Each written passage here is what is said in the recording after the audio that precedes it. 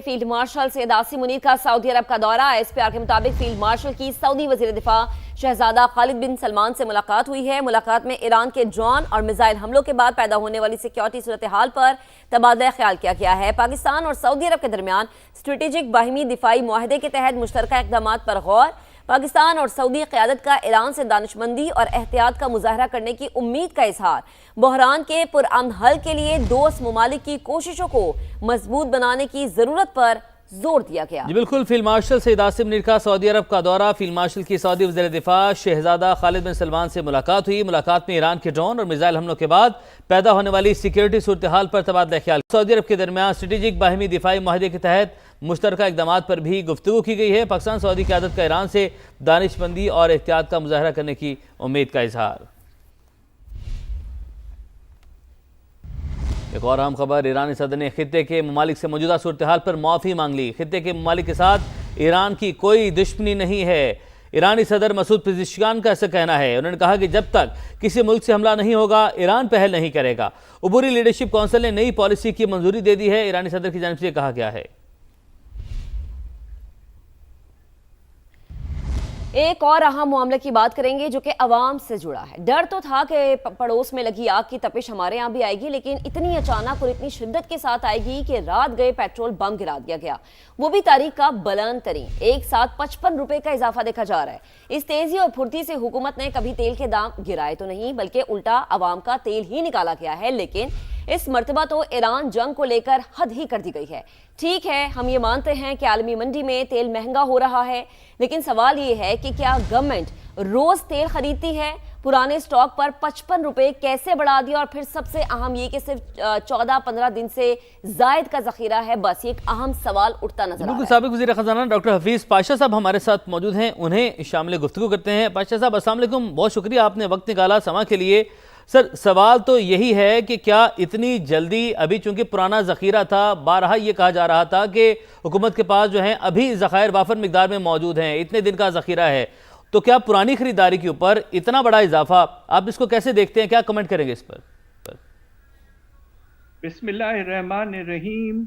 देखिए, आज की जो खबर है बहुत ही यकीनन जिस तरह आपने फरमाया है कि एक पेट्रोल का बम फोड़ा गया है, बात दरअसल ये है कि इजाफा जो किया गया है आपके मोटर स्पिरिट में और हाई स्पीड डीजल ऑयल में 55 रुपए फी लीटर, यानी कि इस वक्त अब आपके पेट्रोल की कीमत जो है, जो पहले 266 थी, अब आप उसमें मिला लें तो ये तकरीबन 315 के लगभग पहुंच चुकी है, और ये इजाफा तकरीबन 20% का है। सवाल ये पैदा होता है कि क्या इसको इस वक्त करना चाहिए था? मेरा अपना ख्याल ये है कि पूरा एडजस्टमेंट नहीं करना चाहिए था, आधा करना चाहिए था और एक हफ्ता 10 दिन और ठहर के बाकी करना चाहिए था।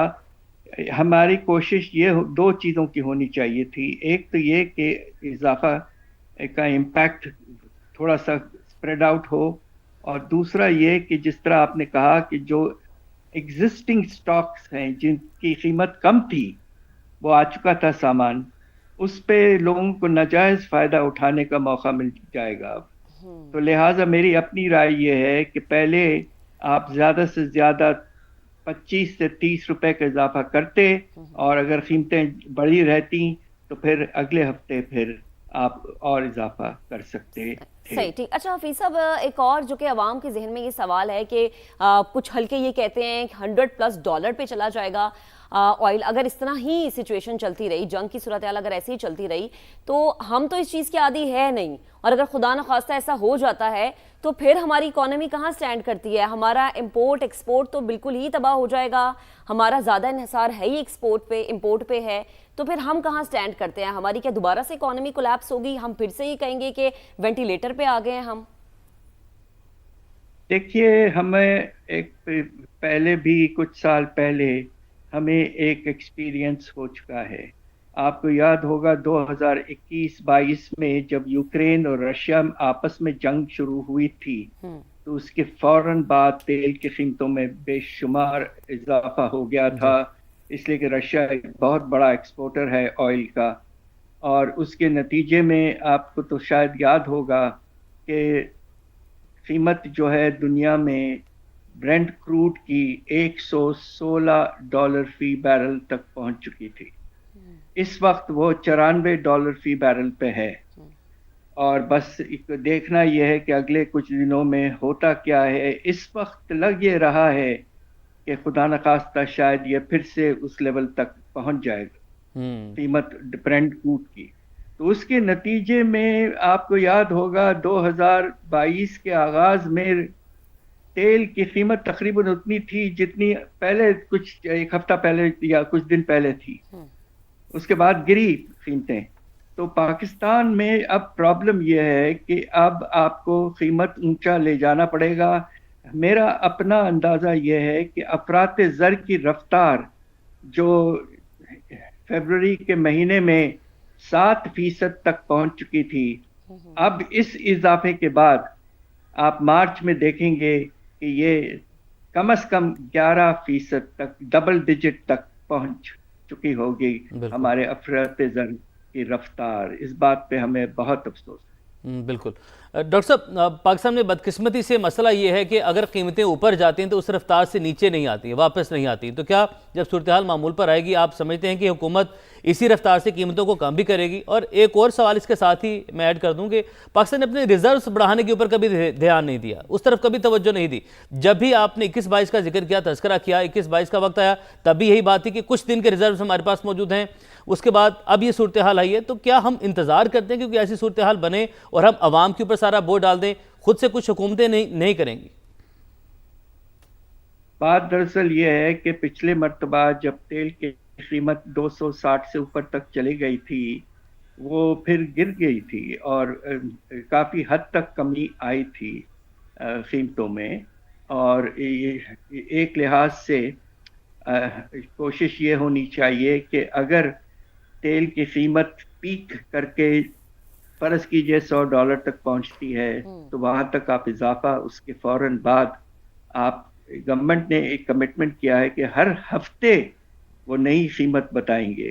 تو گورنمنٹ کو فلی ایڈجسٹ کرنا پڑے گا، اس لیے کہ یہ تیل کی قیمت جو ہے وہ بہت ہی بیسک چیز ہے اور نہ صرف وہ لوگوں کے اپنے ٹرانسپورٹ کاسٹ کو بڑھاتی ہے مگر اس کے نتیجے میں تقریباً چیز کی قیمت بڑھ جاتی ہے. تو اس لیے بہت کیئرفلی اس کو ہینڈل کرنا ہے.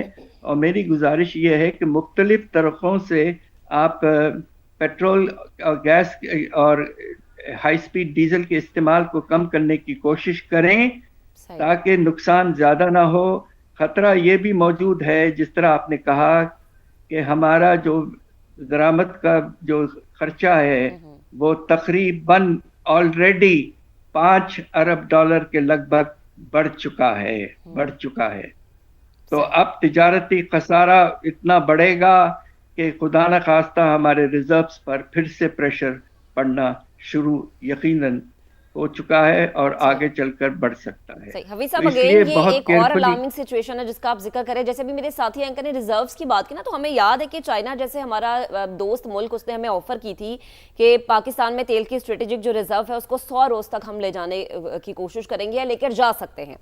ہم نے کیوں اس پر کام نہیں کیا؟ جب ایک ہمارا دوست ہمیں ایک آفر دے رہا ہے اور ہمیں پتہ ہے کہ یہ آفر ہماری عوام کے لیے ضروری بھی ہے اور اس میں سہولت بھی ہے، مگر ہم اس پہ پھر بھی کام نہیں کرے. کیا گورنمنٹ کی نیگلیجنس ہے اس کے اندر؟ پالیسیز اچھی نہیں بنی، لانگ ٹرم پلاننگ نہیں ہم کرنا چاہتے؟